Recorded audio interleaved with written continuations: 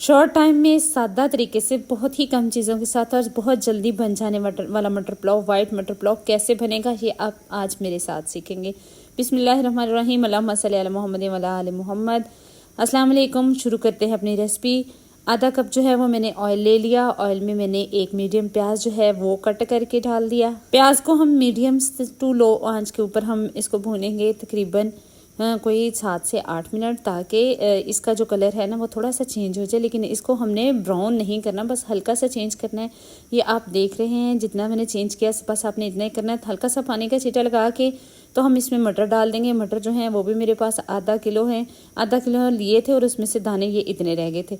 और इसमें नमक डाल देंगे 1 बड़ा चम्मच, एक हम चिकन क्यूब डाल देंगे और 1 छोटा चम्मच जो है वो मैंने ज़ीरे का डाल दिया। अच्छा, अब इसको अच्छे से मिक्स करेंगे, हिलाएंगे इसको। 2 से 3 मिनट बुनाई करेंगे। और 1 छोटा टमाटर मैंने डाल दिया और 3 से 4 सब्ज़ मिर्चें लंबे रुख में डाल दी। और अदरक का एक छोटा सा टुकड़ा लेके उसको मैंने लंबा लंबा काट लिया था और वो डाल दिया। इनको सबको मटर के साथ अच्छे तरीके से भुनेंगे ताकि इनका जायका भी जो है वो भी मटर के साथ शामिल हो जाए। अच्छा, फिर हम इसे 4 से 5 मिनट भून लेंगे ताकि ये अच्छे से सारे की सारी चीज़ें जो है उनका फ्लेवर एक दूसरे के साथ मिक्स हो जाए।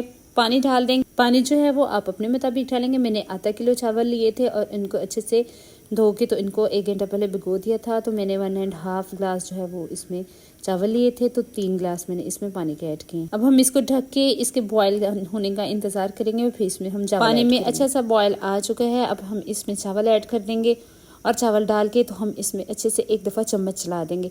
और इसके बाद हम इसमें फिर से 3 मिनट के बाद चम्मच चलाएंगे। उससे पहले हमने चम्मच इसमें बार बार नहीं चलाना।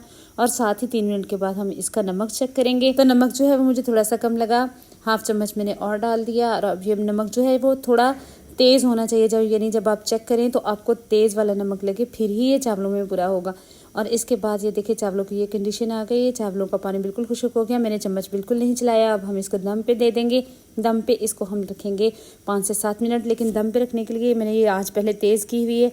और 1 मिनट के बाद हम इस आंच को बिल्कुल बंद कर देंगे। इनकी इसको स्लो आंच पे नहीं रहने देना, ठीक है। और ये 8 से 10 मिनट हो चुके हैं दम को, और ये हमने दम खोल दिया। और आप ये देख रहे हैं कि मटर के दानों का कलर भी बिल्कुल चेंज नहीं हुआ और चावल भी हमारे खिले खिले और बिल्कुल भी एक दूसरे के साथ नहीं जुड़े हुए। हालांकि मैंने बिल्कुल ही सादा मसालों का इस्तेमाल किया है और ये बहुत ही टेस्टफुल, बड़ा ही जूसी बनेगा। इस रेसिपी को ज़रूर ट्राई करिएगा और मेरे चैनल को लाइक और सब्सक्राइब और कमेंट भी कर दिया करें और शेयर भी कर दिया करें। और follow my channel for more quick recipes. Thank you.